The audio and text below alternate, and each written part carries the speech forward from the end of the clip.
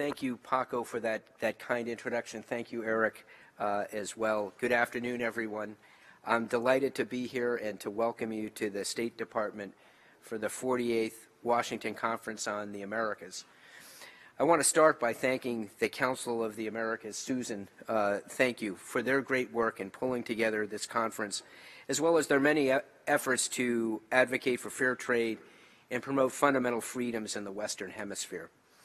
The United States is proud to participate in this year of robust engagement in the Americas, with the successful Summit of the Americas hosted by Peru last month, the upcoming OAS General Assembly in Washington, the 44th G7 Summit in Canada, and the G20 meeting in Buenos Aires later this month.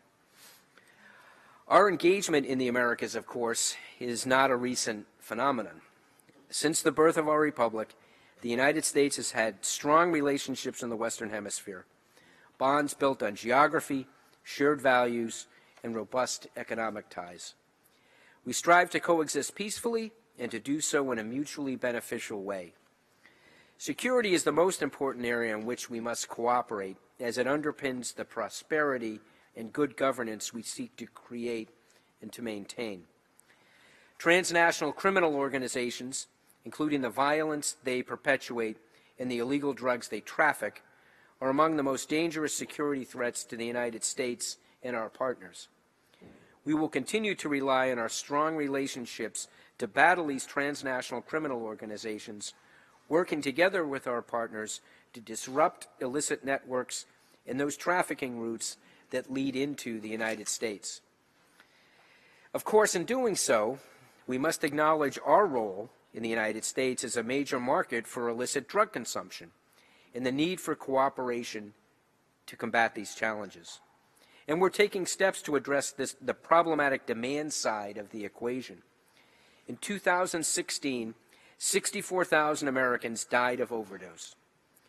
When people descend the slippery slope of consuming illegal drugs, they are not just gambling away their own futures and potentially destroying their lives and the lives of those around them. The destructive cycle of drug addiction fuels the violence and criminality that destroys entire communities in source and in transit countries. In turn, this violence perpetuates the crises we see on our borders with illegal immigration. That cycle needs to stop. President Trump is committed to putting an end to the cycle and has challenged us to be the generation to put an end to the drug epidemic.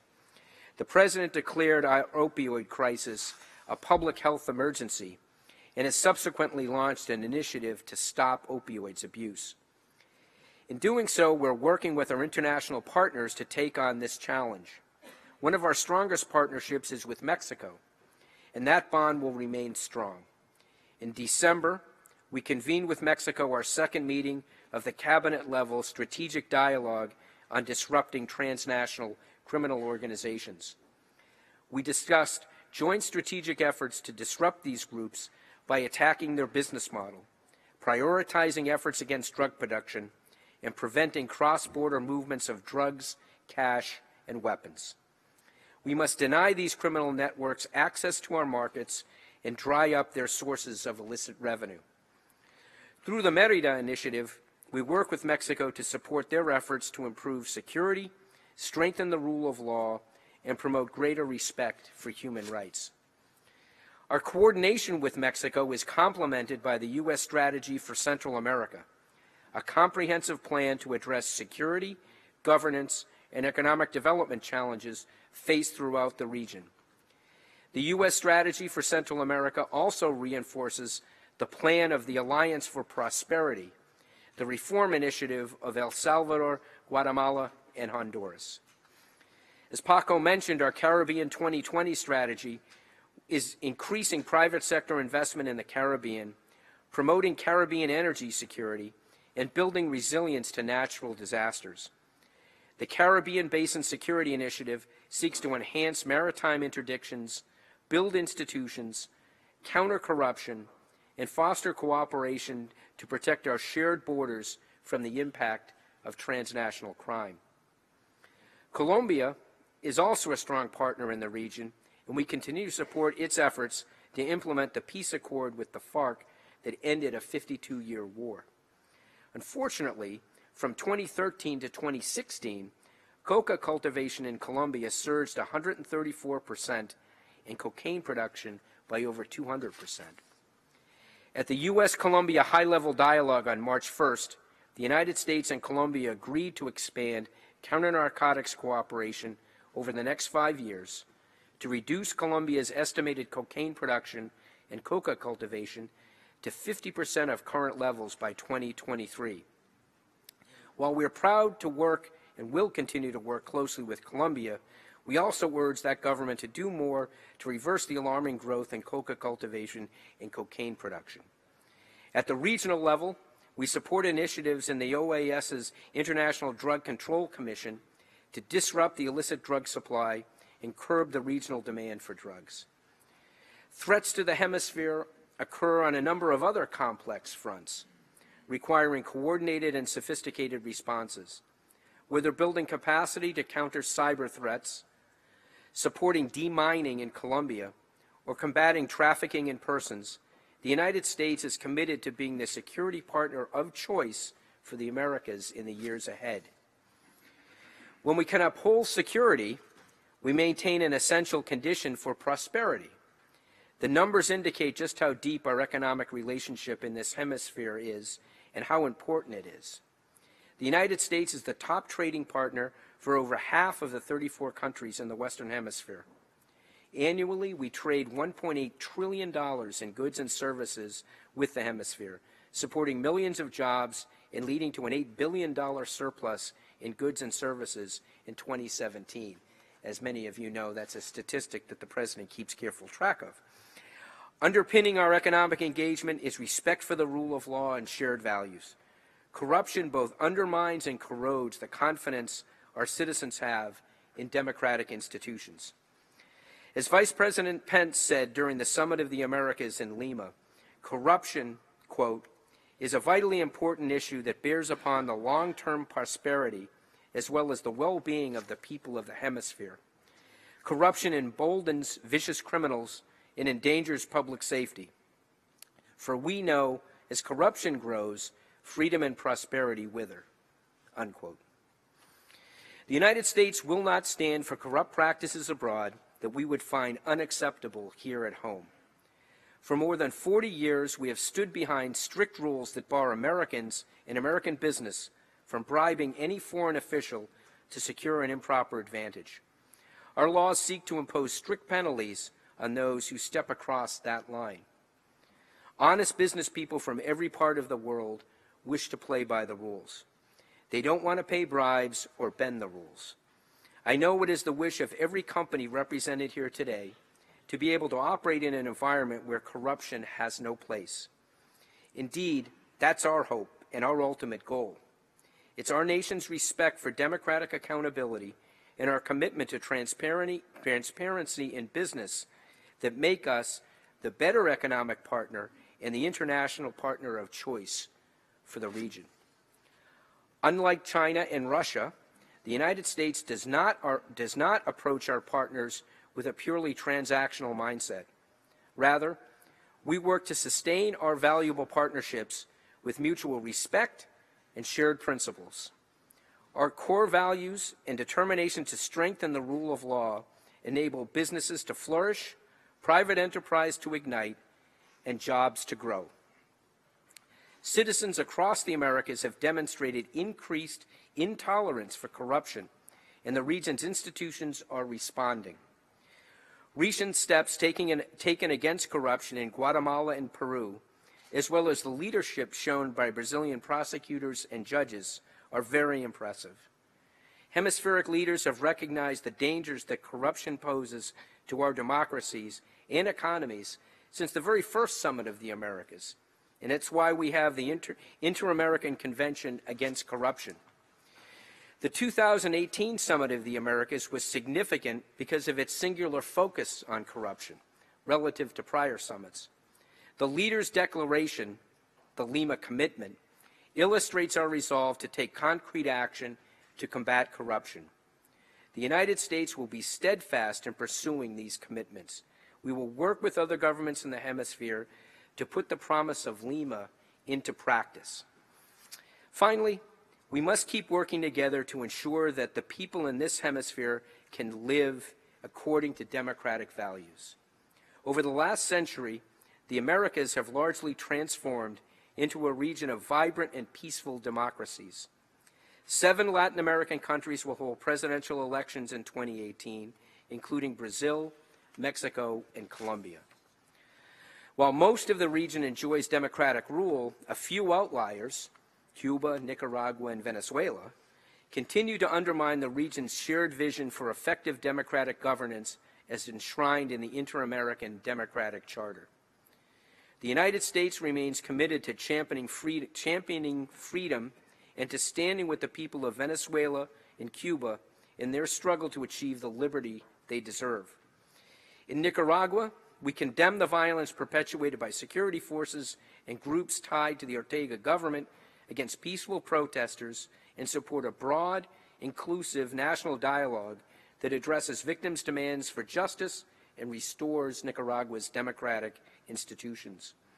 We look to our partners, including governments and civil society organizations, to join us in speaking up whenever and wherever the hemisphere's shared democratic principles come under attack. Right now, democracy has been eviscerated by a dictator in Venezuela. The United States supports a return to Venezuela's democratic constitutional order. Our goal is a peaceful, democratic transition led by the Venezuelan people. We support the Venezuelan people in their sovereign right to elect representatives through free, fair, and transparent elections. We join the democratic nations of the world in standing by the Venezuelan people as they seek the stable and prosperous democracy they deserve. Western Hemisphere leaders used the Summit of the Americas to address the most pressing democratic challenges facing our hemisphere, chief among them the crisis in Venezuela. The United States was pleased to join 15 partners in issuing a declaration on Venezuela at the summit, in which we called on the Venezuelan government to hold a free, fair, and transparent democratic process, free its political prisoners, and allow the participation of all political actors. And we affirmed that the planned elections for May 20 failed to meet such conditions and, as such, cannot be considered legitimate. Finally, we expressed our collective support for Venezuela's National Assembly, committed to working with the OAS to promote actions that restore democratic institutions, and voiced our concern for the growing number of Venezuelans forced to leave their country due to this crisis. The declaration issued in Lima urges the United Nations and the OAS to implement a humanitarian assistance program to address the shortage of basic necessities in Venezuela and the manifest suffering of the Venezuelan people. The declaration emphasized the importance of the international community's support for the economic recovery of Venezuela once democracy and the constitutional order have been restored. The Maduro regime's brutal and corrupt rule has caused approximately 5,000 Venezuelans to flee the land of their birth every day. Earlier, you heard Ambassador Haley say that approximately 1.5 Venezuelans have fled to other countries in Latin America and the Caribbean since 2014. And another outflow of 1.7 million people is projected in 2018. These refugees are now in Colombia, Brazil, and Chile, and nearly every other country in our region. President Trump has made it abundantly clear: the United States will not stand by idly as Venezuela crumbles and its people suffer. Today, I'm pleased to announce an additional $18.5 million in bilateral assistance for the government of Colombia's efforts to address the influx of Venezuelan refugees seeking safety. Pending congressional approval, this USAID funding, and I'm happy to have our USAID administrator here with us, Ambassador Mark Green, will support mobile health units to attend to the needs of the impacted population, a school feeding program, and a registry system to better access evolving needs. This funding is in addition to the more than $21 million in U.S. humanitarian assistance already announced to support the regional response to the Venezuela crisis, including $16 million in aid announced at the Summit of the Americas in March. The suffering of the Venezuelan people is extraordinary. A heartbreaking survey found that in the previous 3 months, over 60% of Venezuelans said they woke up hungry because they did not have enough money to buy food. The average Venezuelan lost 24 pounds of body weight in 2017. And now the regime is shamelessly using sustenance as a tool for social control, political coercion, and votes. It's well past time for Nicolas Maduro to open Venezuela to international aid. Meanwhile, the United States will continue to use all diplomatic and economic tools to support the Venezuelan people's effort to restore democracy and return to prosperity. Yesterday, the administration declared that the upcoming vote in Venezuela should be suspended until Maduro holds a free, fair, transparent election that gives Venezuelan people the democratic choices they deserve. Excuse me. We've imposed strict financial sanctions on more than 50 current or former senior Venezuelan officials. We also sanctioned the so-called Petro cryptocurrency, protecting unwitting investors from Maduro's latest fraud. We will not allow the Maduro regime to use our financial system to enjoy corrupt gains. We have sanctions in place to pressure those in the regime who are most responsible for the gross abuses we have witnessed. And yesterday, we added 3 more names to the list. Vice President Pence announced that the United States has designated 3 Venezuelans with direct ties to the Maduro regime as narcotic kingpins. We have frozen their assets and blocked their access to our nation so they can no longer poison our people with their deadly drugs. Today, I also want to repeat what Vice President Pence urged all of the OAS nations yesterday. Every nation must cut off Venezuela's corrupt leaders from laundering money through our financial system. Every nation must enact visa restrictions to prevent Venezuela's leaders from entering our countries. And finally, every nation must vote at the next General Assembly of the OAS in June to suspend Venezuela from that august institution. These actions will support and defend our shared democratic principles.